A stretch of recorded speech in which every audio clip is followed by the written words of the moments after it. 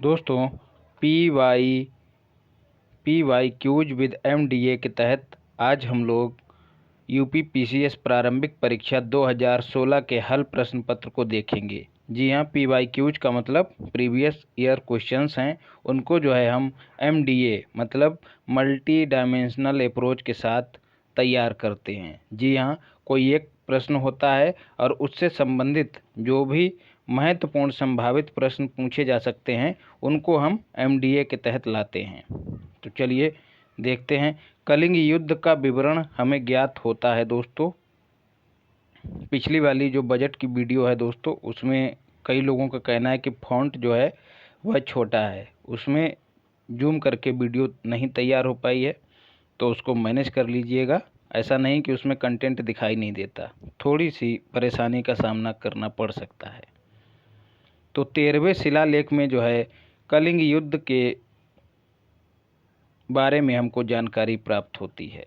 याद रखिएगा, अशोक के शासनकाल के 8वें वर्ष यह भी पूछा जा सकता है, अर्थात 261 ईसा पूर्व में जो है कलिंग युद्ध हुआ था और इसी युद्ध से हुई पीड़ा पर अपना दुख और पश्चाताप व्यक्त किया है इस शिलालेख में। किसने? अशोक ने।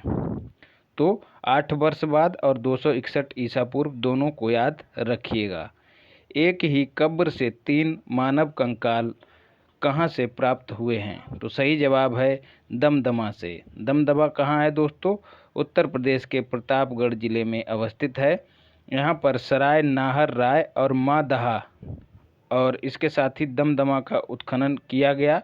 दमदमा में जो है लगातार 5 वर्षों तक किए गए उत्खनन के फलस्वरूप जो है यहाँ पर 41 मानव समाधान प्राप्त हुए हैं और इनमें से 5 समाधान युग्म समाधान हैं। याद रखिएगा, एक समाधान में जो है 3 मानव कंकाल एक साथ दफनाए गए हैं। तो सही विकल्प जो है बी होगा। The roots of ancient India के लेखक दोस्तों कौन हैं? तो सही जवाब है W.A. Fair service. विंध्य क्षेत्र के किस शिलाश्रय से सर्वाधिक मानव कंकाल प्राप्त हुए हैं? तो सही जवाब है लेखैया से जो है सर्वाधिक मानव कंकाल प्राप्त हुए हैं। फिर आगे बढ़ते हैं।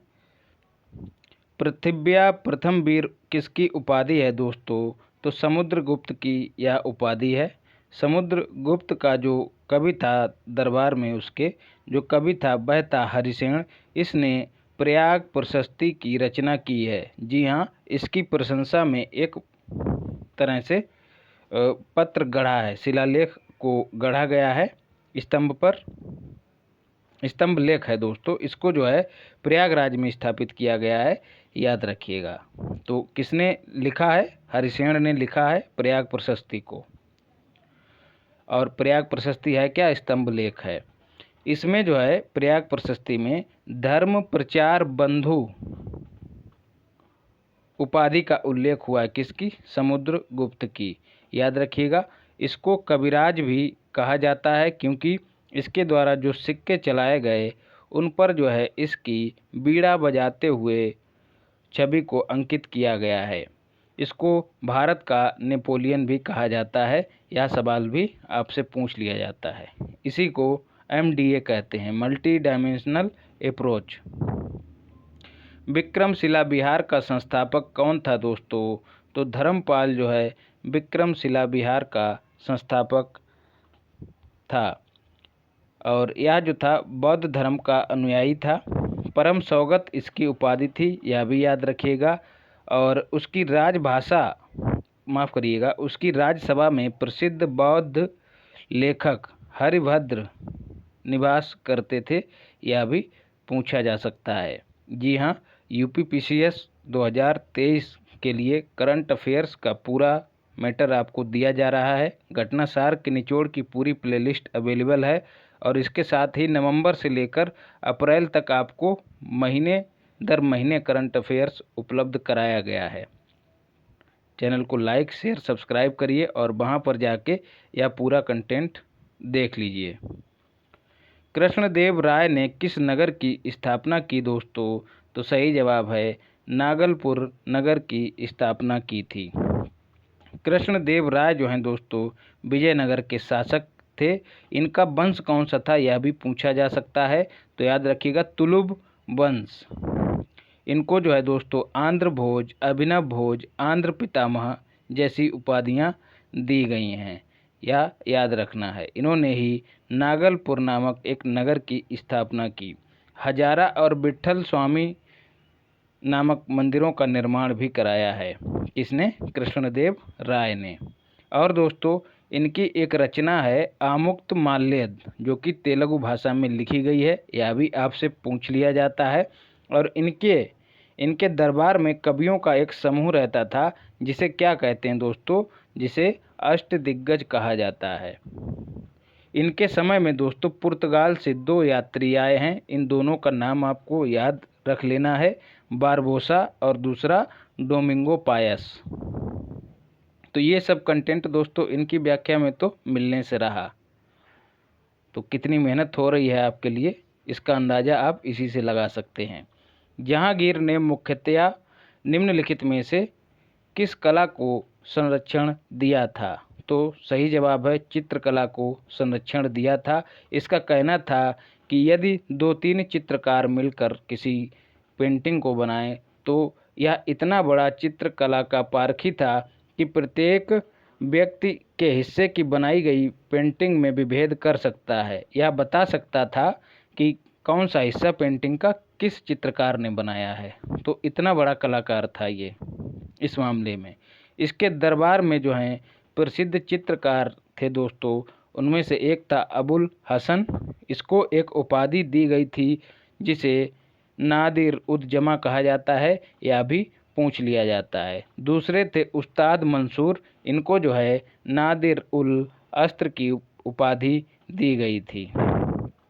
इसके अलावा अकारिजा, ठीक है, मनोहर, माधव और गोवर्धन, ये तीनों हिंदू चित्रकार हैं। इनको रट लीजिएगा, आसान है याद करना, क्योंकि कहीं ना कहीं तीनों नाम जो हैं भगवान कृष्ण से संबंधित हैं, मनोहर, माधव और गोवर्धन। अबुल हसन ने जो है दोस्तों इसके सिंहासनारोहण का एक चित्र बनाया है, जिसे जहांगीर की आत्मकथा तुजुक-ए-जहांगीरी के मुख्य पृष्ठ पर लगाया गया है। गुलाम का गुलाम किसे कहा जाता है? तो सही जवाब है इल्तुतमिश को गुलाम का गुलाम कहा जाता है। मोहम्मद गौरी का गुलाम कुतुबुद्दीन ऐबक था, और इसने जो है इल्तुतमिश को खरीदा, अर्थात गुलाम का गुलाम हो गया। कौन? इल्तुतमिश। ऐबक ने अपनी पुत्री का विवाह जो है इल्तुतमिश से किया था, यह भी याद रखिएगा। और रजिया सुल्तान जो है दोस्तों इल्तुतमिश की ही पुत्री है, यह भी याद रखिएगा। निम्न में से किस मुगल शासक ने लाला कलावंत से हिंदू संगीत की शिक्षा ली थी दोस्तों? तो सही जवाब है अकबर ने। 1562 में दोस्तों अकबर ने दास प्रथा पर प्रतिबंध लगा दिया। 1563 में अकबर ने तीर्थ यात्रा कर को समाप्त कर दिया। और 1564 में जो है अकबर ने 1564 में क्या किया है दोस्तों, याद नहीं आ रहा है फिलहाल। 1575 देख लीजिए। 1575 में अकबर ने इबादत खाना की स्थापना की, और 1582 में जो है दीन ए इलाही की स्थापना की। 1564 में जो है दोस्तों अकबर ने, याद नहीं आ रहा है, मनसबदारी भी नहीं की है। मनसबदारी 1575 में की है। जी हाँ, 1564 में जो है अकबर ने जजिया कर को समाप्त किया, याद रखिएगा। यदि दोस्तों आपने चीज़ें पढ़ रखी हैं ना, तो भले ही थोड़ा सा समय लग जाए, लेकिन वो याद आ ही जाती हैं। इसलिए पढ़ते रहिए, इस भाव को अंदर से निकाल दीजिए कि चीज़ें आपको याद नहीं रहती हैं। मुगल काल में जिस मदरसे ने मुस्लिम न्यायशास्त्र की पढ़ाई में विशिष्टता हासिल की, वह कौन सा था? तो सही जवाब है वह लखनऊ में स्थित था, याद रखिएगा। फिर 21 वर्ष बाबर ने सुल्तान इब्राहिम लोदी को पानीपत की लड़ाई में पराजित किया था दोस्तों? तो सही जवाब है 1526। बाबर के द्वारा भारत में जो भी महत्वपूर्ण अभियान किए गए हैं उनको याद रखने का एक ट्रिक है, पानी पीकर खाना खाया और चल दिया घर को। जी हाँ, पानी से तात्पर्य है पानीपत का प्रथम युद्ध 1526 में हुआ था। याद रखना है दोस्तों, क्रम दे देता है मिलाने के लिए। फिर खाना का मतलब खानवा का युद्ध 1527 में हुआ। फिर चल का मतलब जो है चंदेरी का युद्ध जो है वह 1528 में हुआ। और घर का मतलब जो है वह घाघरा से है। घाघरा का युद्ध 1529 में हुआ, याद रखिएगा। तो ये सब चीज़ें आपको यहाँ नहीं मिलने वाली थी। भारतीय गौरव का अंतिम सूर्य किसके लिए प्रयुक्त हुआ है? तो सही जवाब है पृथ्वीराज के लिए भारतीय गौरव का अंतिम सूर्य की संज्ञा दी गई है। सर थॉमस मुनरो किन वर्षों में मद्रास के गवर्नर रहे? तो याद रखिएगा 1820 से 1827 तक थॉमस मुनरो मद्रास के गवर्नर रहे हैं। मद्रास से याद आया कि मद्रास जो है भारत का पहला नगर निगम था, याद रखिएगा, नगर निगम। चैनल को लाइक शेयर सब्सक्राइब जरूर करिए। रैयतवाड़ी व्यवस्था की शुरुआत जो है थॉमस मुनरो और कैप्टन रीड ने की थी दोस्तों। और इसको जो है पहले तमिलनाडु के साथ साथ मद्रास, बम्बई, असम और कुर्ग क्षेत्रों में लागू किया गया था। खिलाफत आंदोलन के प्रमुख नेता कौन थे? तो सही जवाब है मौलाना मोहम्मद अली और शौकत अली, दोनों अली थे, इनको अली बंधु भी कहा जाता है। फिर है देवबंद आंदोलन यूपी में किस वर्ष में प्रारंभ हुआ था? तो सही जवाब है 1866 में यह प्रारंभ हुआ था। और शुरुआत जो है इसकी मौलाना हुसैन अहमद ने की थी। तो हुसैन अहमद का नाम याद रखिएगा। मोतीलाल नेहरू और CR दास द्वारा 1923 में गठित पार्टी का नाम क्या था दोस्तों? तो सही जवाब है स्वराज पार्टी। असहयोग आंदोलन की असफलता के बाद स्वराज पार्टी का गठन किया गया। इसको कांग्रेस खिलाफत स्वराज पार्टी भी कहते हैं। और इसका गठन जो है 1929 में किया गया। अध्यक्ष जो हैं इसके CR दास थे और महासचिव जो हैं वह मोतीलाल नेहरू थे।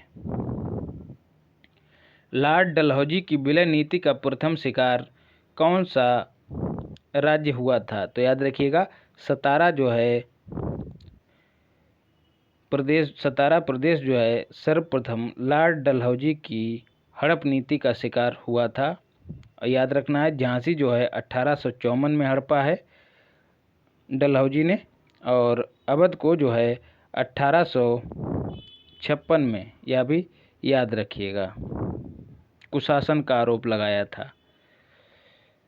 युद्ध दिए गए हैं दोस्तों और उनको मिलाना है, तो देखते हैं कौन सा युद्ध। प्रथम कर्नाटक युद्ध दोस्तों।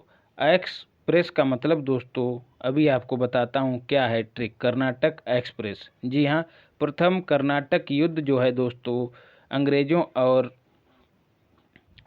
प्रथम कर्नाटक युद्ध जो है दोस्तों एक्स ला चैपल की संधि से समाप्त हुआ। तो एक्स का मतलब एक्स ला चैपल की संधि, ये प्रथम हो गया। द्वितीय कर्नाटक युद्ध जो है वह अनिर्णायक सिद्ध हुआ, कोई संधि नहीं हुई। तृतीय कर्नाटक युद्ध जो है वह पेरिस की संधि से समाप्त हुआ। तो इसीलिए कहा है एक्सप्रेस, कर्नाटक एक्सप्रेस। एक्स का मतलब एक्स लापेल की संधि से जो है प्रथम, और तृतीय जो है प्रेस का मतलब पेरिस की संधि से। तो कर्नाटक एक्सप्रेस याद रखिएगा। कर्नाटक युद्धों से संबंधित संधि वाला सवाल आपसे गलत नहीं होगा। पश्चिमी भारत के डी के कार्बे का नाम किस संदर्भ में याद रखा जाता है? तो सही जवाब है स्त्री शिक्षा और विधवा पुनर्विवाह के लिए जो है इनका नाम याद रखा जाता है। 1916 में बम्बई में भारत के साथ साथ दक्षिण पूर्व एशिया के प्रथम महिला विश्वविद्यालय की स्थापना जो है इन्होंने कहाँ की थी? महाराष्ट्र में, याद रखिएगा, बम्बई में। अंग्रेजों के विरुद्ध खान अब्दुल गफ्फार खान द्वारा प्रारंभ किए गए आंदोलन का नाम क्या था दोस्तों? तो रेड शर्ट अथवा लाल कुर्ती। और अब्दुल गफ्फार खान को जो है सीमांत गांधी की संज्ञा भी दी गई है, याद रखिएगा।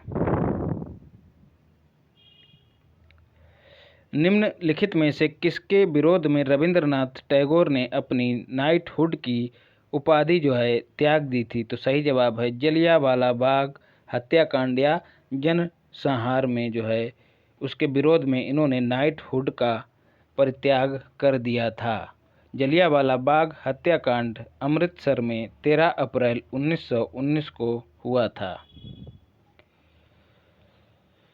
भूगोल से संबंधित सवाल शुरू हो गए हैं दोस्तों। नेलांग घाटी किस राज्य में स्थित है? तो सही जवाब है उत्तराखंड राज्य में स्थित है। जी हाँ दोस्तों, 2012 तक 2012 से 22 तक जितने भी अभी तक पीसीएस प्री परीक्षा में सवाल पूछे गए हैं, सबका संकलन एक प्लेलिस्ट के माध्यम से आपको प्रदान किया जा रहा है। उसको ज़रूर देखें, चैनल को लाइक शेयर सब्सक्राइब करें।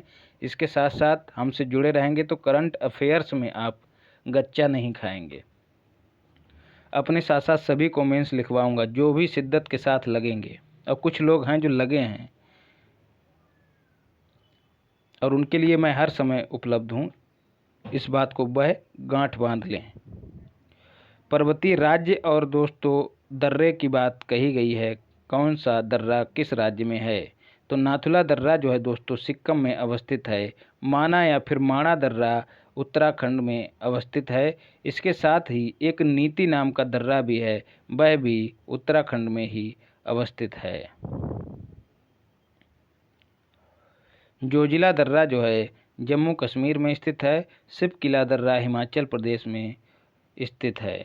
लेकिन 2019 से जोजिला दर्रा केंद्र शासित प्रदेश लद्दाख का हिस्सा हो गया है, याद रखिएगा। कौन सी चट्टान प्रणाली भारत में नवीनतम है? तो सही जवाब है गोंडवाना।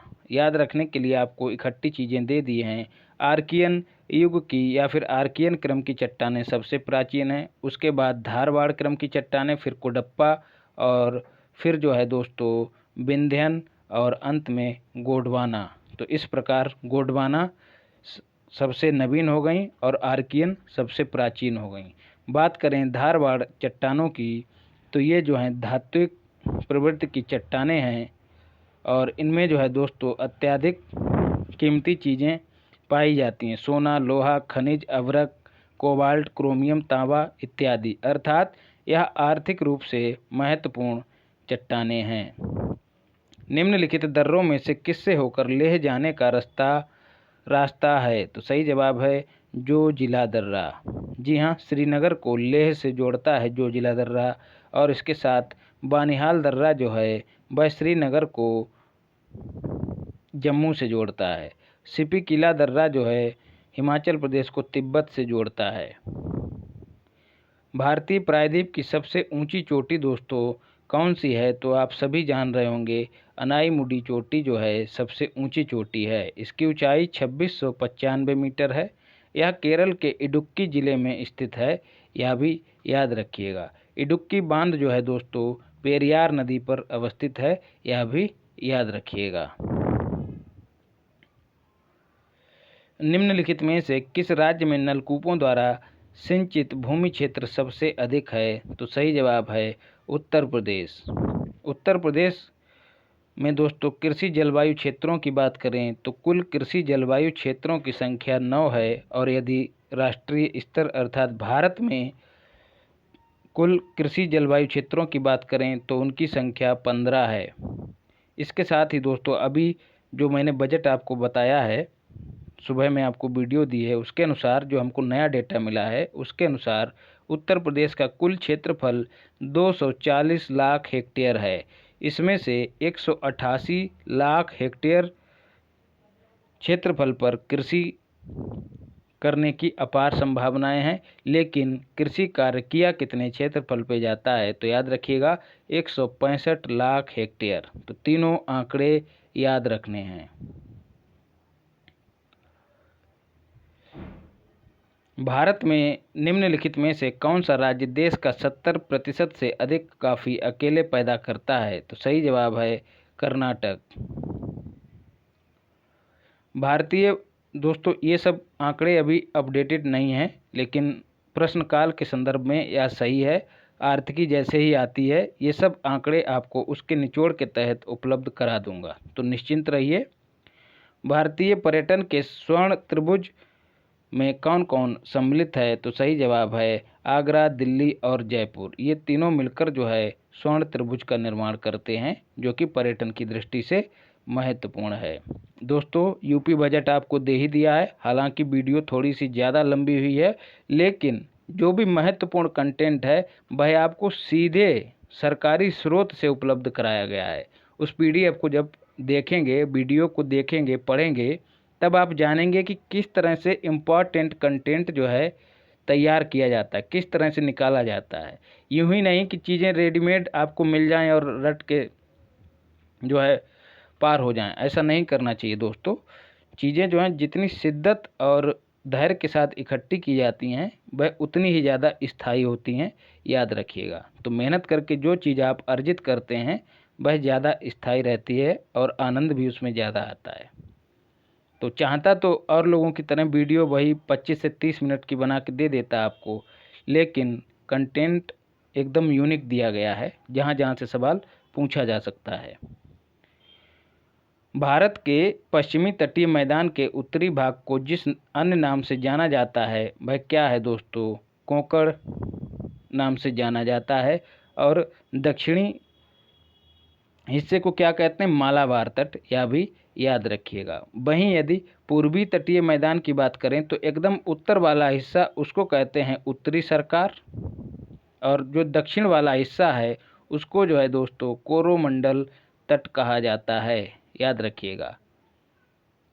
ताती पाका तेल शोधनशाला कहाँ अवस्थित है दोस्तों? तो सही जवाब है आंध्र प्रदेश में अवस्थित है।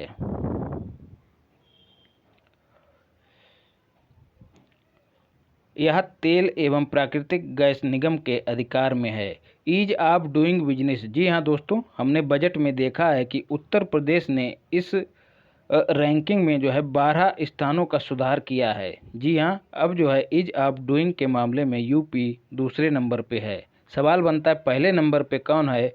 तो आंध्र प्रदेश है। दक्षिण पश्चिम मानसून काल में निम्नलिखित स्थानों में से सबसे कम वर्षा कहाँ होती है? तो सही जवाब हो जाएगा चेन्नई में होती है। जी हाँ दोस्तों, चेन्नई जो है तमिलनाडु की राजधानी है, और आपको पता होगा कि तमिलनाडु में जो वर्षा है वह दक्षिण पश्चिमी मानसून से ना होकर उत्तर पूर्व मानसून से होती है। तो स्वाभाविक सी बात है कि चेन्नई में जो वर्षा है वह दक्षिण पश्चिम मानसून से कम होगी और उत्तर पूर्व मानसून से अधिक होगी। फिर क्या करना है? मिलान करना है दोस्तों। सरदार सरोवर बांध जो है नर्मदा नदी पर अवस्थित है। तिलैया बांध कोनार नदी पर अवस्थित नहीं है। यही विकल्प गलत है। अब सवाल बनता है कि तिलैया बांध है कहाँ? तो तिलैया बांध झारखंड राज्य के कोडरमा जिले में बराकर नदी पर बनाया गया है। गांधी सागर बांध चंबल नदी पर है। नागार्जुन सागर बांध कृष्णा नदी पर है। एक बांध और दोस्तों जवाहर सागर बांध, वह भी चंबल नदी पर है, याद रखिएगा।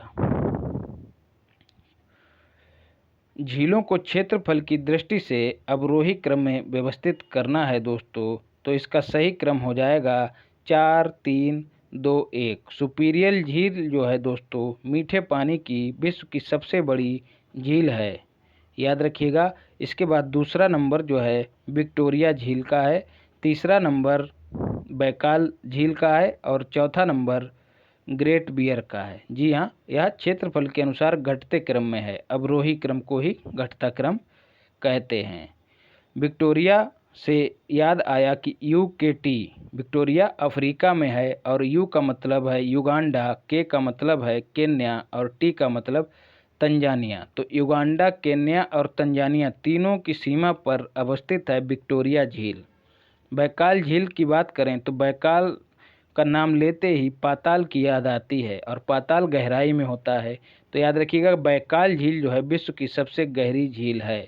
ग्रेट बियर झील जो है वह कनाडा में अवस्थित है, याद रखिएगा।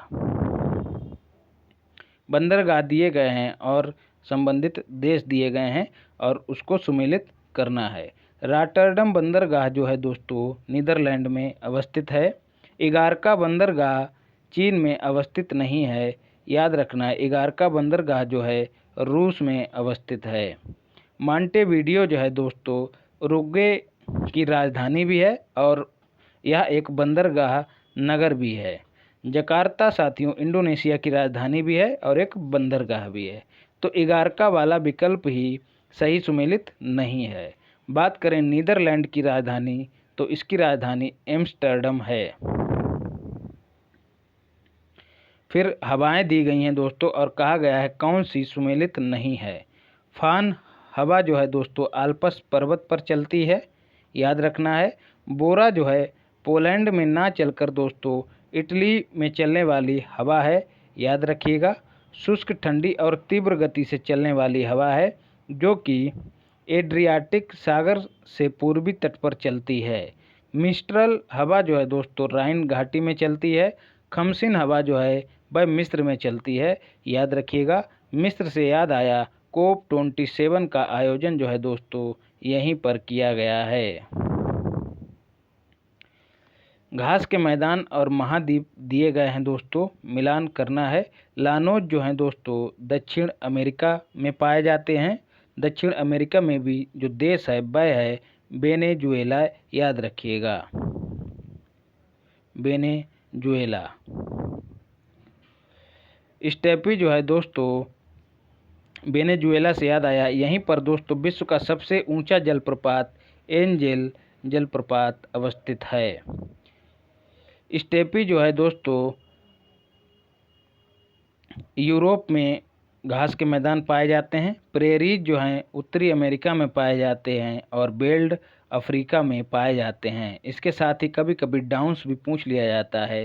तो डाउन्स नाम के जो घास के मैदान हैं वह यदि आप मैप उठाएंगे तो सबसे नीचे जो देश लटका हुआ है ऑस्ट्रेलिया, जो डाउन में है देश, वहीं पर डाउन्स घास के मैदान पाए जाते हैं। तो ऑस्ट्रेलिया को जो है डाउन से लिंक करिएगा और डाउन से ही डाउन्स मिल जाएगा घास का मैदान। इस तरह से जब आप लिंक करेंगे तो कभी भूलेंगे नहीं। फिर निम्न में से कौन सा देश विश्व में चाय का सबसे बड़ा निर्यातक है। तो प्रश्न काल में जो है दोस्तों चाय का सबसे बड़ा निर्यातक केन्या था। वर्तमान में जो है चाय का सबसे बड़ा निर्यातक चाइना है, दूसरे स्थान पर इंडिया है। इसके बाद जो भी डेटा बदलेगा, प्रयास किया है दोस्तों काफ़ी इधर उधर से सोर्स जुटाकर इसको सही करने का कि एकदम एग्जैक्ट कौन सा है एक्सपोर्टर, तो थोड़ा मिलना कठिन हो गया। कहीं पर केन्या दिखा रहा है, कहीं पर चाइना दिखा रहा है। तो आर्थिकी को आ जाने देते हैं तब इसको कर देंगे, लेकिन सवाल यदि पूछ ही लिया जाए तो चाइना आप करके आइएगा, ज़्यादा सही होगा। जनजातियां दी गई हैं और क्षेत्र दिया गया है। कौन सी जनजाति कहाँ पाई जाती है। खिरगिज जनजाति जो है मध्य एशिया में पाई जाती है। बुशमैन कालाहारी मरुस्थल में पाई जाती है। एनू जो है जापान में पाई जाने वाली जनजाति है। बद्दू अरब में पाई जाने वाली जनजाति है। औद्योगिक क्षेत्र और देश दिए गए हैं, इनको मिलाना है। तो किनकी औद्योगिक क्षेत्र जो है वह जापान में अवस्थित है। कैंटन औद्योगिक क्षेत्र चीन में अवस्थित है और लारेन औद्योगिक क्षेत्र फ्रांस में और बेलो हॉरिज़ॉन्टले जो है ब्राज़ील में स्थित है। सूची 1 को सूची 2 से पुनः मिलाना है। मुकुम जो है दोस्तों कोयला के लिए प्रसिद्ध है। डल्ली राजहरा लौह अयस्क के लिए प्रसिद्ध है। कोरापुट जो है बॉक्साइट के लिए और चित्रदुर्ग मैग्नीज के लिए प्रसिद्ध है, याद रखिएगा। पृथ्वी की परिक्रमण धुरी सदा झुकी रहती है, तो एकदम बच्चा सवाल है दोस्तों, याद रखिएगा। दीर्घवृत्तीय धुरी से 23.5 डिग्री पर झुकी रहती है, याद रखिएगा। पर्यावरण से संबंधित सवाल आ गए हैं दोस्तों। आप देख रहे होंगे कई सारे सवाल जो हैं करंट अफेयर्स के भी इसमें इंक्लूड हैं। तो एक सेगमेंट अलग से तो इन्होंने दिया ही है, लेकिन अप्रत्यक्ष रूप से आपको इकोनॉमी में मिल जाएंगे करंट अफेयर्स, और पर्यावरण में भी मिल जाएंगे, और इक्का दुक्का जो है भाई भूगोल में भी मिल जाएगा। तो सबको अगर जोड़ देंगे तो वही 30 से 35 का एवरेज आएगा, याद रखिएगा। भारत की जलवायु परिवर्तन पर प्रथम राष्ट्रीय क्रिया योजना कब प्रकाशित हुई? तो याद रखना है 2008 में। रिपीटेड सवाल है दोस्तों। फिर है, निम्नलिखित गैसों में से कौन सी एक ग्रीन हाउस गैस नहीं है? तो स्वाभाविक सी बात है, ऑक्सीजन एक ग्रीन हाउस गैस नहीं है।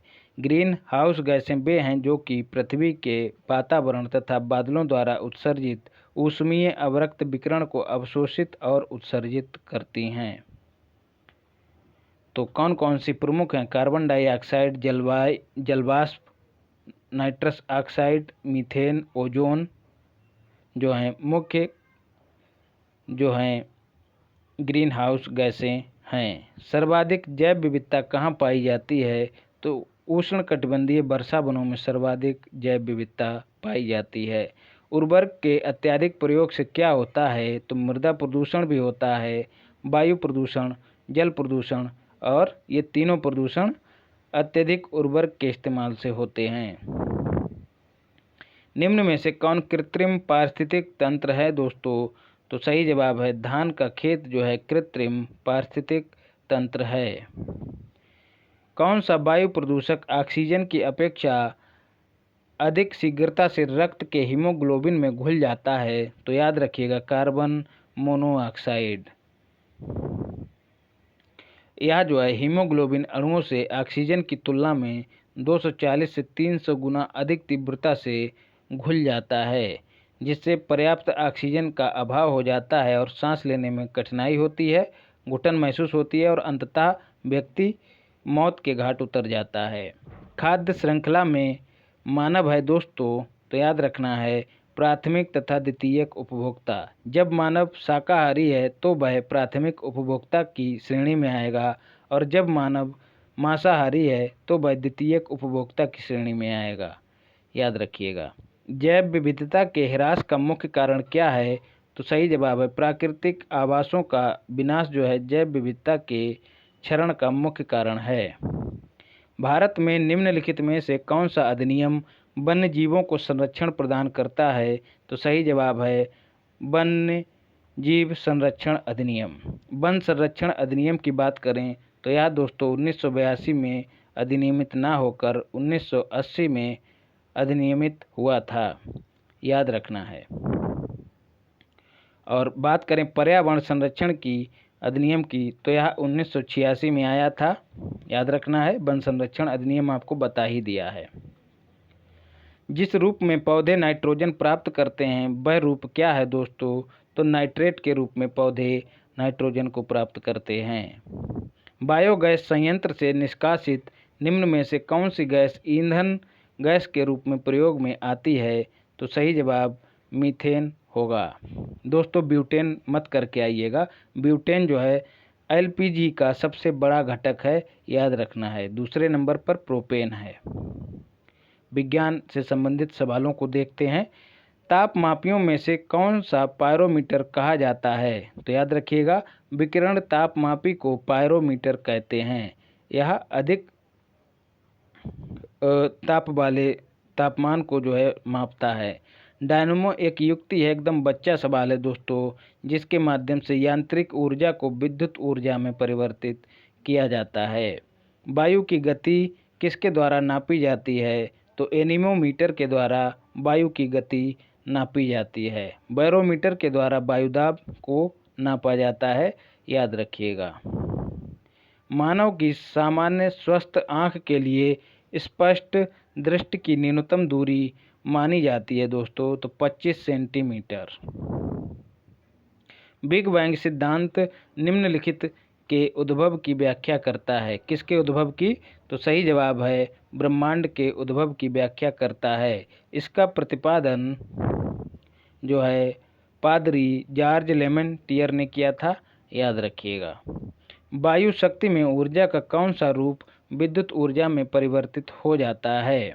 तो सही जवाब है गतिज ऊर्जा जो है विद्युत ऊर्जा में परिवर्तित हो जाती है। जी हाँ, वायु शक्ति का मतलब वायु से है। वायु जो है पवन चक्कियों के ब्लेडों को घुमाती है और यही ब्लेड जो है घूमकर जो है किसमें, यांत्रिक ऊर्जा में बदल जाते हैं। मतलब ये ब्लेड जो हैं इससे जुड़ी टरबाइन को घुमाते हैं और टरबाइन अंततः विद्युत ऊर्जा का उत्पादन करती है।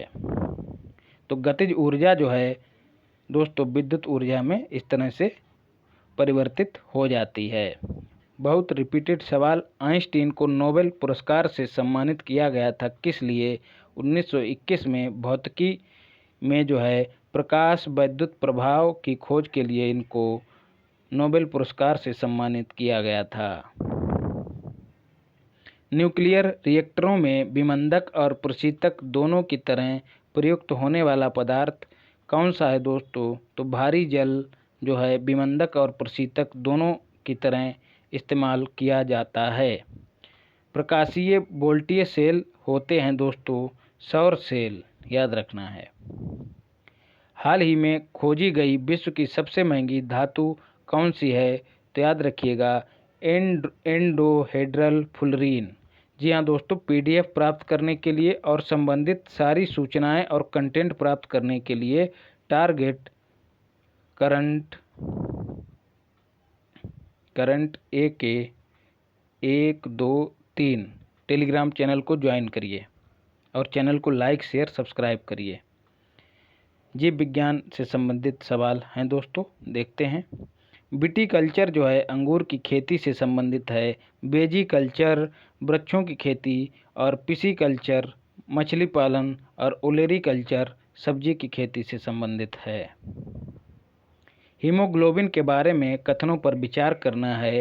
यह रक्त में ऑक्सीजन का संचार करता है, एकदम सही है। यह लौह युक्त यौगिक है, यह भी सही है। यह कुछ रोगों के प्रति प्रतिरक्षा प्रदान करता है, यही कथन गलत है। रोगों के प्रति प्रतिरक्षा जो है WBC वाइट ब्लड सेल्स प्रदान करते हैं, ना कि हीमोग्लोबिन या RBC। यह रक्त को लाल रंग प्रदान करता है। तो विकल्प कथन 1, 2 और 4 तीनों सही हैं, तो विकल्प B सही उत्तर होगा।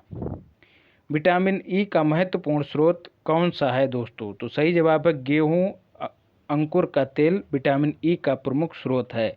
इसकी कमी से दोस्तों व्यक्ति में नपुंसकता के लक्षण दिखाई देने लगते हैं। कैफीन क्षारक उपस्थित रहता है दोस्तों, चाय और कॉफ़ी दोनों में उपस्थित रहता है, याद रखिएगा। यह एक सफ़ेद क्रिस्टलाइन पदार्थ है, यह भी याद रखना है। यह जो है मस्तिष्क को प्रभावित करता है और उत्तेजक औषधि है, उत्तेजना भी प्रदान करता है उसको। जर्मनी के रसायन शास्त्री फर्डिनेंड रंज ने, रंज का मतलब दोस्तों हमारे यहाँ रंज का मतलब कहते हैं गुस्सा, बहुत रंज में है फलाना आदमी, बहुत रंज में है। तो दोस्तों रंज जो है कैसे आता है? जब चाय या कॉफ़ी पी लेगा तो रंज और बढ़ जाएगा। तो इससे इसको जोड़ दीजिएगा, किसको? फर्डिनेंड रंज को जो है कैफीन से जोड़ दीजिएगा। इसके प्रमुख स्रोत कॉफ़ी, फली और चाय की पत्तियां हैं। फिर है मानव सदृश लघुत्तम कपि कौन सा है? तो गिबन जो है मानव सदृश लघुत्तम कपि है। यह हीन कपि की श्रेणी में आता है और इसके बाद जो है चिंपैंजी, गोरिल्ला और औरंगटाउन कहीं कहीं मिलेगा, यहाँ पर औरंगुटान लिखा गया है। ये जो है बड़े आकार के कपि होते हैं और इनको जो है महाकपि की श्रेणी में रखा जाता है। तो हीन कपि जो है या लघुत्तम कपि गिबन है। मलेरिया रोग की प्रभावी औषधि कुनैन का निष्कर्षण कहाँ से किया जाता है? तो सिनकोना वृक्ष की छाल से जो है इस औषधि को प्राप्त किया जाता है, कुनैन। यह पौधा जो है एक आवृत बीजी पादप है। जीन के भीतर अनुक्रम आधार परिवर्तन कहलाता है उत्परिवर्तन, याद रखना, इसको रट लेना है। फिर पुनः सुमेलित करना है दोस्तों। थायमीन जो है बेरी रोग के लिए जिम्मेदार है। जी हाँ दोस्तों, यह विटामिन B1 का रासायनिक नाम है। एस्कॉर्बिक अम्ल जो है वह विटामिन C का रासायनिक नाम है और इसकी कमी से स्कर्वी होता है, यह भी सही है। विटामिन A का रासायनिक नाम रेटिनॉल होता है और इसकी कमी से वर्णांधता नहीं दोस्तों, बल्कि रतौंधी रोग होता है। विटामिन K जो है रक्त का थक्का बनाने के लिए आवश्यक होता है, यह भी याद रखना है। ल्यूकेमिया एक प्रकार का कैंसर है जिसमें असाधारण बढ़ोतरी होती है दोस्तों, किसकी? तो सही जवाब है श्वेत रक्त कोशिकाओं की जब असाधारण वृद्धि हो जाती है व्यक्ति में, तब उसको ल्यूकेमिया कैंसर से ग्रस्त माना जाता है। जो मनुष्य यह नहीं समझ पाता कि कब उसे भोजन करना है और कब रोक देना है, तो वह दोस्तों बुलीमिया नामक बीमारी से ग्रसित होता है।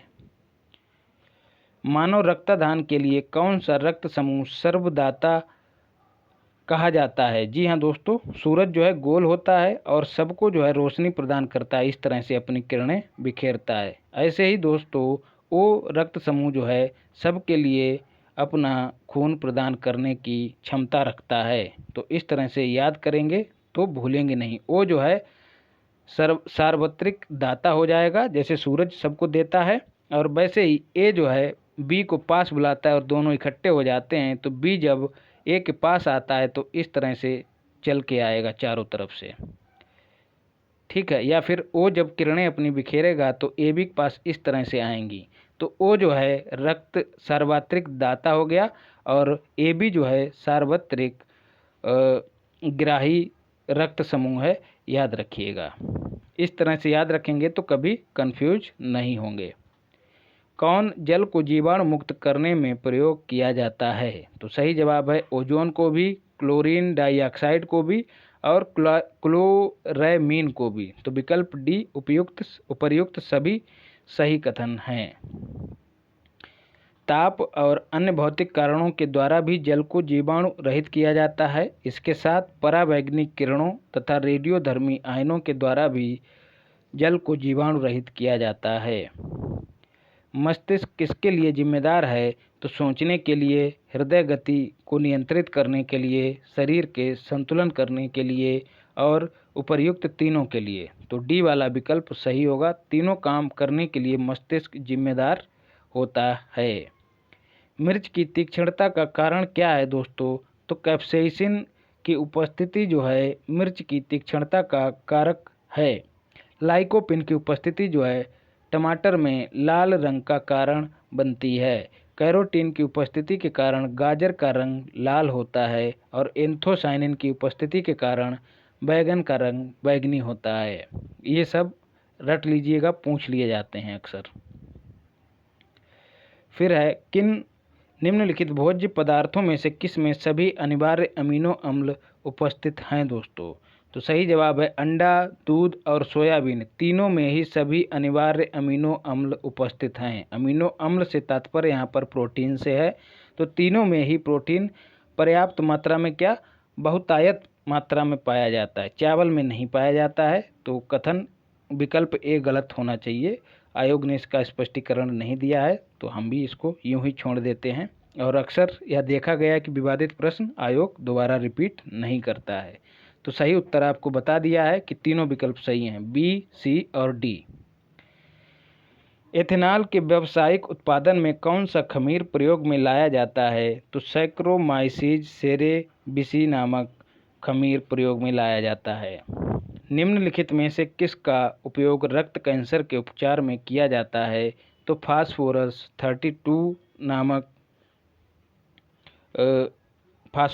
32 का प्रयोग जो है ल्यूकेमिया नामक कैंसर के इलाज में किया जाता है, जो वाइट ब्लड सेल्स की असामान्य बढ़ोतरी के कारण उत्पन्न होता है। भारत में बराक 8 मिसाइल निम्न में से किस देश के सहयोग से विकसित की है? तो सही जवाब है इजराइल के सहयोग से विकसित की गई है। वहीं यदि रूस और भारत के सहयोग से निर्मित मिसाइल की बात करें तो वह है दोस्तों ब्रह्मोस, याद रखिएगा।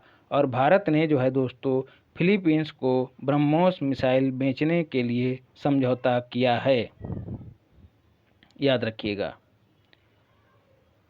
राज्य व्यवस्था से संबंधित सवालों को देखते हैं। लोकसभा द्वारा पारित धन विधेयक राज्यसभा द्वारा भी पारित मान लिया जाएगा यदि राज्यसभा द्वारा उस पर कोई कार्रवाई नहीं की जाती है कितने दिनों तक? तो सही जवाब है 14 दिनों तक। संविधान के अनुच्छेद 109 में जो है धन विधेयक से संबंधित प्रावधान किया गया है। किसी जाति, और आपको बता दें धन विधेयक जो हमेशा लोकसभा में लाया जाता है, यह भी याद रखिएगा। किसी जाति तथा जनजाति को अनुसूचित जाति तथा अनुसूचित जनजाति घोषित करने के लिए शक्ति संपन्न संवैधानिक प्राधिकारी कौन है? तो सही जवाब है भारत का राष्ट्रपति। अनुच्छेद 341 और 342 के तहत राष्ट्रपति जो है संबंधित राज्य के राज्यपाल से परामर्श के बाद किसी क्षेत्र में किसी जाति को अनुसूचित जाति या अनुसूचित जनजाति के रूप में वर्गीकृत करता है। सूची 1 को सूची 2 से मिलाना है। वित्त आयोग का उल्लेख जो है अनुच्छेद 280 में, संवैधानिक संशोधन का उल्लेख जो है अनुच्छेद 368 में, वित्तीय आपात का उल्लेख जो है अनुच्छेद 360 में, और अखिल भारतीय सेवाओं का उल्लेख जो है 312 में किया गया है। सरकारिया आयोग निम्नलिखित संबंधों में से किसकी समीक्षा हेतु स्थापित किया गया था? तो केंद्र और राज्यों के मध्य संबंधों को मधुर बनाने के लिए या फिर उनके मध्य सामंजस्य स्थापित करने के लिए सरकारिया आयोग का गठन 1983 में किया गया था। याद रखना है, बी शिवरामन और एस.आर. सेन इसके 2 अन्य सदस्य थे।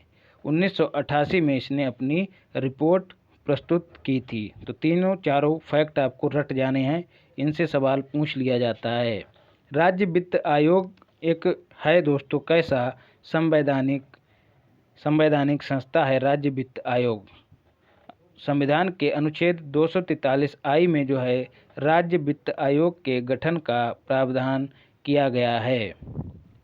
वित्त आयोग का गठन प्रत्येक 5 वर्ष पर राज्यपाल करेगा। राज्य वित्त आयोग की बात हो रही है, न कि केंद्रीय वित्त आयोग की। भारतीय संविधान के किस अनुच्छेद के अंतर्गत अंतर्राष्ट्रीय समझौतों को प्रभावी बनाने हेतु संसद राज्य सूची के विषय पर कानून बना सकती है? तो अनुच्छेद 253 के तहत संसद राज्य सूची के विषय पर कानून बना सकती है। विकल्प डी सही होगा। भारतीय संविधान के किस अनुच्छेद में निर्वाचन आयोग के लिए प्रावधान किया गया है? तो अनुच्छेद 324 में निर्वाचन आयोग का प्रावधान है। वर्तमान में मुख्य निर्वाचन आयुक्त राजीव कुमार जी हैं, यह भी याद रखना है।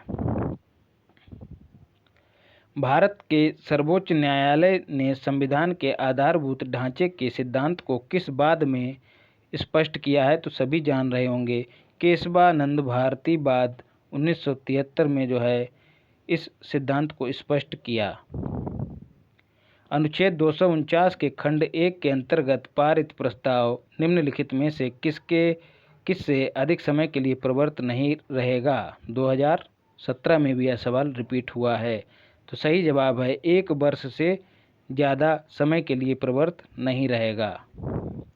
संविधान के किस भाग में पंचायती राज व्यवस्था संबंधी प्रावधान दिए गए हैं? तो सबको पता होगा, भाग 9 में 73वें संविधान संशोधन 1992 के तहत भाग 9 को जोड़ा गया और उसमें पंचायतों से संबंधित प्रावधान किए गए, और इस अधिनियम को जो है 24 अप्रैल 1993 को लागू किया गया, और इसी उपलक्ष्य में प्रतिवर्ष 24 अप्रैल को पंचायती राज दिवस के रूप में मनाया जाता है।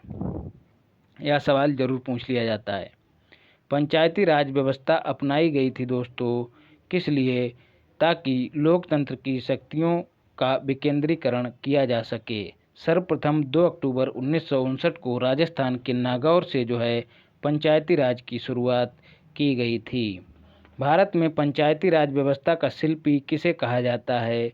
तो B.R. मेहता। बोले तो बलवंत राय मेहता को पंचायती राज व्यवस्था का शिल्पी कहा जाता है। 1957 में इनकी अध्यक्षता में जो समिति बनाई गई, उसी की सिफारिशों के आधार पर भारत में त्रिस्तरीय पंचायती ढांचे की व्यवस्था लागू है। लेकिन अशोक मेहता की समिति की बात करें तो उन्होंने द्विस्तरीय पंचायती राज व्यवस्था की वकालत की थी, यह भी याद रखना है। कथन और कारण है दोस्तों, संविधान के अनुच्छेद 32 को अंबेडकर ने इसकी आत्मा कहा था।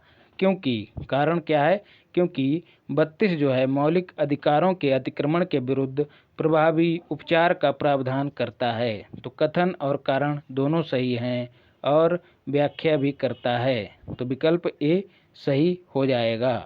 पंचायत चुनाव में अनुसूचित जातियों के लिए पदों का आरक्षण किस राज्य में लागू नहीं होगा, तो सही जवाब है अरुणाचल प्रदेश में लागू नहीं होगा। पीएचडी पीसी जो है एक ट्रिक है, इसका तात्पर्य यहाँ पर पी का मतलब पंजाब, जहाँ पर अनुसूचित जनजातियाँ नहीं हैं, इसके साथ साथ हरियाणा, और डी का मतलब दिल्ली। इन तीनों जो कि तीनों पास पास ही हैं दोस्तों, पंजाब, हरियाणा और दिल्ली, यहाँ पर अनुसूचित जातियाँ और जनजातियाँ नहीं हैं, इसलिए यहाँ पर पंचायतों में अनुसूचित जातियों के लिए आरक्षण का प्रावधान नहीं है। इसके साथ ही दोस्तों पीसी का मतलब पी का यहाँ पर पुदुचेरी से है और सी का मतलब चंडीगढ़ से है। तो इन पांचों राज्य या फिर केंद्र शासित प्रदेश हैं, इनमें अनुसूचित जातियां या जनजातियां नहीं हैं, इसीलिए यहाँ पर आरक्षण का प्रावधान लागू नहीं है। तो विकल्प में तो अरुणाचल प्रदेश दिया गया है। इसके साथ ही दोस्तों यदि इनमें से कोई एक राज्य दे दिया जाता तब भी आप सही उत्तर दे पाते।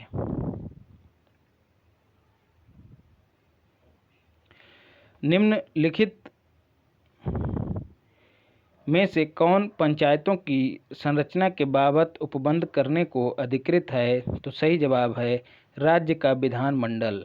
ऐसा किस अनुच्छेद के तहत करेगा, तो अनुच्छेद 243 सी के आधार पर। भारत में एक नया राज्य सृजित करने वाले विधेयक को पारित होना अनिवार्य है दोस्तों संसद के साधारण बहुमत के द्वारा। भारत में नागरिकों के मौलिक अधिकारों में संशोधन कौन कर सकता है, तो सही जवाब है संसद।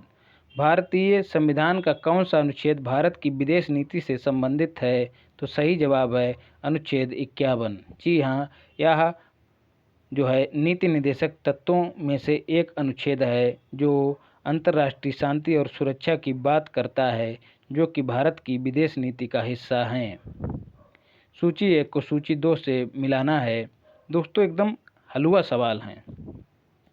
भारत का नियंत्रक एवं महालेखा परीक्षक जो है संविधान 148 में इसका उल्लेख है। वित्त आयोग का उल्लेख अनुच्छेद 280 में है। प्रशासनिक अधिकरण का उल्लेख जो है 323 ए में है और संघ लोक सेवा आयोग का उल्लेख 315 में है।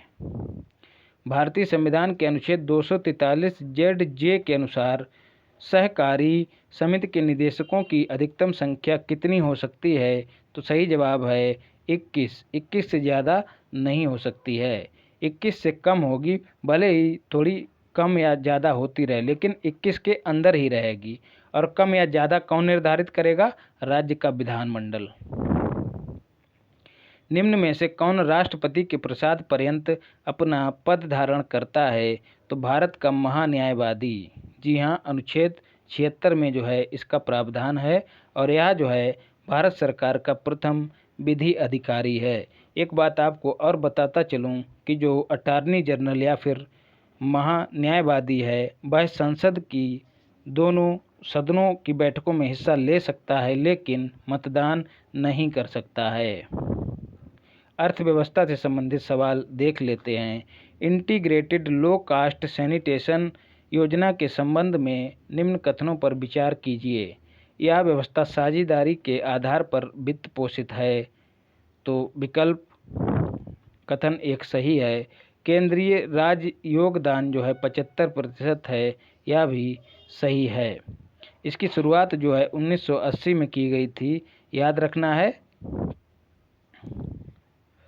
और इसमें जो है केंद्रीय सब्सिडी 75% है, राज्य की सब्सिडी जो है 25% ना होकर 15% है, बाकी लाभार्थी का अंश जो है 10% रहेगा। तो इसलिए तीसरा वाला कथन सही नहीं है, कथन 1 और 2 दोनों सही हैं। फिर है निम्न में से कौन सी योजना शहरी अधोसंरचना के विकास के लिए घोषित की गई योजना नहीं है, तो सही जवाब है डिजिटल भारत योजना शहरी अधोसंरचना से संबंधित नहीं है, याद रखना है। 14वें वित्त आयोग का अध्यक्ष निम्न में से कौन था? तो याद रखना है वाई वी रेड्डी 14वें वित्त आयोग के अध्यक्ष रहे हैं। 15वें वित्त आयोग के अध्यक्ष जो हैं एन के सिन्हा हैं, याद रखिएगा, एन के सिंह या फिर एन के सिन्हा। निम्न में से किस वर्ष में राष्ट्रीय भूमि अभिलेख आधुनिकीकरण कार्यक्रम प्रारंभ किया गया दोस्तों? तो याद रखिएगा 2008 में। भारत में वर्ष 2009 से 10 में प्रारंभ की गई inclusive education for the disabled and secondary stage योजना किसके अंतर्गत प्रदान की जाती है? तो राष्ट्रीय माध्यमिक शिक्षा अभियान के तहत प्रदान की जाती है। दोस्तों एक वीडियो आपको केंद्रीय बजट पर भी उपलब्ध कराऊंगा जो बजट और आर्थिक समीक्षा दोनों को समेटे हुए रहेगी, तो उसको देखना ना भूलिएगा। चैनल को लाइक शेयर सब्सक्राइब जरूर करें। निम्नलिखित में से कौन सा एक वित्तीय समावेशन का उदाहरण नहीं है? बता दूं, वित्तीय समावेशन से तात्पर्य उस प्रक्रिया से है जिसके तहत गांव के एकदम निचले पायदान पर खड़े बुधई ननकऊ को भी उठा के बैंक से जोड़ दिया जाता है। यही क्रिया वित्तीय समावेशन कहलाती है। तो इसका उद्देश्य क्या नहीं होगा? बैंकिंग अधोसंरचना को सिकोड़ना इसका उद्देश्य नहीं होगा। बाकी सभी विकल्प सही हैं। ग्रामीण क्षेत्रों में वित्तीय सेवाओं का प्रसार, कमजोर वर्ग की संभावित समृद्धि के द्वार खोलना। जी हाँ, बैंक से जुड़ेगा तो उसको फ़ायदा ही होगा, चाहे डीबीटी हो या फिर अन्य किसी योजना का लाभ लेना। गरीब आबादी के लिए वित्तीय सेवाओं का विस्तार करना। तो बाकी तीनों विकल्प सही हैं। जनसंख्या के निम्नलिखित में से किस अंग को समावेशी विकास के कार्यक्रम में सम्मिलित नहीं किया जाता है? तो अर्ध शहरी क्षेत्रों में रहने वाले व्यक्तियों को समावेशी विकास के कार्यक्रम में सम्मिलित नहीं किया जाता है। घाटे की वित्तीय व्यवस्था का अर्थव्यवस्था पर क्या प्रभाव पड़ता है?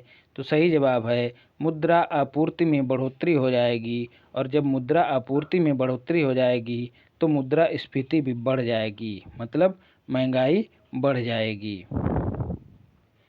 निम्नलिखित में से कौन सा आयु समूह सर्व शिक्षा अभियान में भर्ती होने के लिए पात्र है? तो सही जवाब है 6 से 14 वर्ष। और सर्व शिक्षा अभियान की शुरुआत जो है 2001 में की गई थी। यह भी आपको मिलान करने के लिए दे दिया जाता है। भारतीय संविधान के 86वें संविधान संशोधन के द्वारा निर्देशित किया गया कि 6 से 14 वर्ष के बच्चों की मुफ्त और अनिवार्य शिक्षा के प्रावधान को मौलिक अधिकार बनाया जाए। निम्नलिखित में से किस वर्ष में स्वावलंबन योजना प्रारंभ की गई? तो सही जवाब है 2010 में जो है स्वावलंबन योजना असंगठित क्षेत्र के कामगारों के लिए प्रारंभ की गई थी, जो कि एक पेंशन योजना है। वर्तमान में इसका स्थान अटल पेंशन योजना ने ले लिया है, जिसकी शुरुआत मई 2015 में की गई। 2005-06 में प्रारंभ की गई भारत निर्माण योजना का अंग कौन सा नहीं है? तो ग्रामीण स्वच्छता जो है भारत निर्माण योजना का अंग नहीं है। निर्माण से यहाँ पर दोस्तों अनुमान लगा लीजिए इंफ्रास्ट्रक्चर की बात हो रही है, ना कि स्वच्छता की बात हो रही है। तो ग्रामीण आवास भी आ जाएगा, ग्रामीण स्वच्छता भी आ जाएगी और पेयजल भी आ जाएगा। तो कुल 6 घटक थे दोस्तों इस योजना में, जो कि 2005 में शुरू की गई। यह डेट भी याद रखिएगा। ग्रामीण आवास, सिंचाई, पेयजल, ग्रामीण सड़कें, विद्युतीकरण और दूरसंचार कनेक्टिविटी। निम्न घटनाओं पर ध्यान दें और काल क्रमानुसार उनको व्यवस्थित करें। गरीबी हटाओ, बैंकों का राष्ट्रीयकरण और हरित क्रांति का प्रारंभ। तीनों दोस्तों पूछ लिए जाते हैं और रिपीटेड सवाल है। हरित क्रांति 1966 में की गई। एम.एस. स्वामीनाथन को जो है भारत में इसका जनक कहा जाता है। 14 बैंकों का राष्ट्रीयकरण 1969 में किया गया। और दोस्तों गरीबी हटाओ का नारा जो है इंदिरा गांधी ने 1971 में दिया, जिसे 5वीं पंचवर्षीय योजना के मुख्य लक्ष्य के रूप में शामिल किया गया। तो इस आधार पर सही क्रम 3, 2, 1 हो जाएगा। फिर है ई बीज किससे संबंधित है? तो ई बीज जो है दोस्तों सरकारी सेवाओं की पहुंच हेतु एकल द्वार या फिर सिंगल विंडो से संबंधित है, याद रखिएगा। भारतीय आयकर अधिनियम की धारा 88 में उपलब्ध आयकर छूट को समाप्त करने की सिफारिश किस समिति ने की है? तो सही जवाब है केलकर समिति ने की है। प्रधानमंत्री आवास योजना की समयावधि दोस्तों कितनी थी? तो सही जवाब है 2015 से 22 तक रखी गई थी और जून 2015 में इसकी शुरुआत की गई थी। राष्ट्रीय खाद्य सुरक्षा मिशन का उद्देश्य कौन सा नहीं है? तो उच्च उत्पादक किस्म के बीजों का वितरण भी इसका उद्देश्य है। सुधारीकृत उत्पादन तकनीकी का निर्देशन इसका उद्देश्य है। फसलों की नई विकसित किस्मों का प्रचार प्रसार करना इसका उद्देश्य है। साख सुविधाओं को सुदृढ़ करना इसका उद्देश्य नहीं है। यह काम दोस्तों बैंकों का है। राष्ट्रीय खाद्य सुरक्षा मिशन जो है अक्टूबर 2007 में शुरू किया गया था। याद रखिएगा यहाँ पर मिशन की बात हो रही है, राष्ट्रीय खाद्य सुरक्षा एक्ट की बात नहीं हो रही जो कि 2013 में बना है। याद रखिएगा, कंफ्यूज नहीं होना है। जनसंख्या नगरीकरण देख लेते हैं। 2011 की जनगणना से संबंधित अतिरिक्त आंकड़ों के अनुसार भारत के किस समुदाय में सबसे कम लिंगानुपात है? तो सिख समुदाय में सबसे कम लिंगानुपात है। कैसे याद रखेंगे? आपको पता होगा कि हरित क्रांति से लाभान्वित होने वाले जो राज्य हैं वह पंजाब हो गया, पश्चिमी उत्तर प्रदेश हो गया, हरियाणा हो गया। यहाँ पर दोस्तों कारण क्या था? इंदिरा गांधी नहर परियोजना भी यहाँ पर उपस्थित थी जिससे भरपूर जल भी मिला किसानों को। तो क्या हुआ? कृषि की महत्ता बढ़ गई और जब कृषि की महत्ता बढ़ गई तो पीढ़ी दर पीढ़ी अपने बच्चों को हस्तांतरित करने की समस्या भी सामने आई कि यदि लड़कियां होंगी तो क्या होगा? ज़मीन जो है लड़की के नाम हो जाएगी, यदि हमारे लड़का नहीं है तो, और उस पर किसी और का हक हो जाएगा, उसके बहनोई का हक हो जाए, मतलब दामाद का हक हो जाएगा। तो ऐसा इस समस्या से बचने के लिए क्या हुआ? ज़्यादा से ज़्यादा मात्रा में संख्या में भ्रूण हत्या की गई। क्यों? ताकि लड़के की प्राप्ति हो सके। तो इस वजह से कह सकते हैं कि सबसे कम लिंगानुपात सिख समुदाय में है जो कि हरित क्रांति से लाभान्वित होने वाला एक राज्य है। तो इस तरह से जोड़ के याद रखेंगे तो भूलेंगे नहीं। इस सब कहानी का लब्बो लुआ भी यही था। सर्वाधिक लिंगानुपात फिर किस में है दोस्तों? तो याद रखिएगा ईसाई धर्म में जो है सर्वाधिक लिंगानुपात है। याद रखिएगा, यह आंकड़ा इन्होंने नहीं दिया है। 2011 की जनगणना के अनुसार भारत में निम्न राज्यों में से सबसे अधिक जनसंख्या घनत्व वाला राज्य कौन सा है? तो सही जवाब है बिहार। उसके बाद दूसरे नंबर पर पश्चिम बंगाल है। बिहार का आप रट जाइएगा, 1106 जनसंख्या घनत्व है। फिर सुमेलित करना है दोस्तों, जनसंख्या की दशकीय वृद्धि दर दी गई है और कहा गया है कि कौन सा सुमेलित नहीं है। तो याद रखना है 2001 से 11 के दौरान दशकीय जनसंख्या वृद्धि 19.05 ना होकर 17.64% रही है। तो यही विकल्प गलत है। तो सही जवाब 17.64 होगा। एक जो है सवाल आपसे और पूछा जाता है कि सर्वाधिक जनसंख्या दशकीय वृद्धि दर कब हुई? तो आपको रट लेना है 1971 से 81 के बीच जो है सर्वाधिक जनसंख्या वृद्धि दर दर्ज की गई। माफ़ कीजिएगा दोस्तों, 1961 से 71 के बीच में सर्वाधिक दशकीय जनसंख्या वृद्धि दर दर्ज की गई। जनगणना आकलन रिपोर्ट प्रदर्शित करती है कि भारत विश्व का सबसे युवा देश है। वर्ष 2020 में भारतीयों की औसत उम्र क्या होगी? तो प्रश्नकाल में इसका सही उत्तर 29 वर्ष था। फिर है राज्य विशेष से संबंधित प्रश्न है। 2014-15 में भारत देश के निर्यात में उत्तर प्रदेश की हिस्सेदारी का परास कितना है दोस्तों? तो 4 से 5% था। याद रखिएगा, वर्तमान में भी 19-20 के बजट के आधार पर बात कही जा रही है कि शुद्ध निर्यात में जो है 5.14 हिस्सेदारी है। तो 5 या 5 से 6 के बीच आप करके आइएगा वर्तमान में यदि सवाल आ जाए। अभी हम लोगों ने बजट में भी देखा है कि उत्तर प्रदेश सरकार की देश की जीडीपी में कितनी हिस्सेदारी है। तो याद रखिएगा 8% से ज़्यादा। आज ही हमने दोस्तों इसको बजट में पढ़ा है, यूपी के बजट में। पूरी वीडियो आपको उपलब्ध कराई गई है। जितने भी संबंधित और महत्वपूर्ण सवाल पूछे जा सकते हैं यूपी के लिए, वह सब आपको वहाँ पर बताए गए हैं। निम्नलिखित पंचायतों में से किन्हें उत्तर प्रदेश में जिला योजना में सम्मिलित किया जाता है? तो याद रखना है, तीनों को जो है जिला योजना में शामिल किया जाता है। किसे? नगर पंचायत, ग्राम पंचायत और क्षेत्र पंचायत। एशिया की सबसे बड़ी चीनी मिल उत्तर प्रदेश के किस स्थान पर अवस्थित है? तो खतौली में अवस्थित है। याद रखना है, खतौली कहाँ है दोस्तों? मुजफ्फरनगर में। याद रखना है, मुजफ्फरपुर बिहार में है और मुजफ्फरनगर यूपी में है।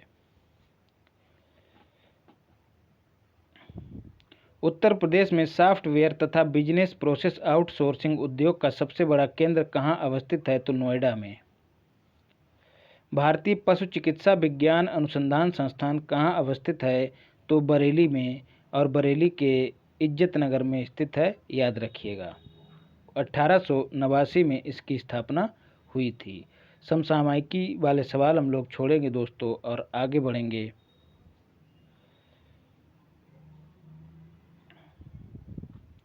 विविध वाले सवालों पे आते हैं। जी हाँ, याद रखना है, कहाँ से कहाँ तक समसामयिकी है? 129 से लेकर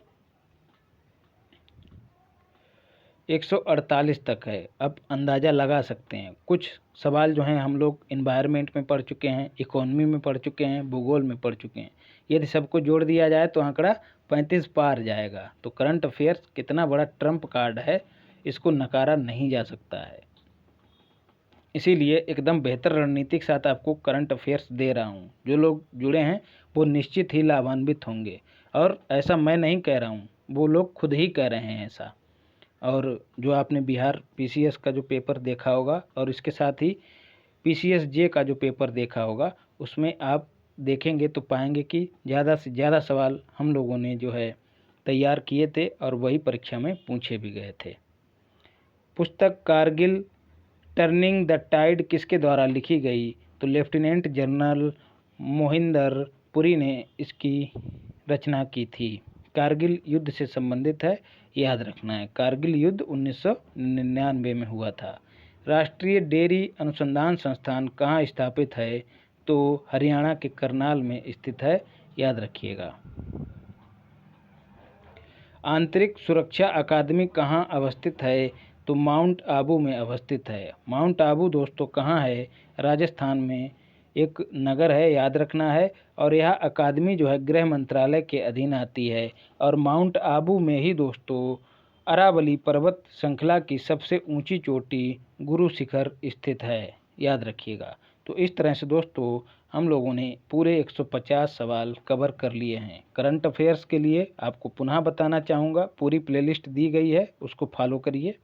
चैनल को लाइक, शेयर, सब्सक्राइब जरूर करिए और मिलते हैं अगली क्लास में। धन्यवाद।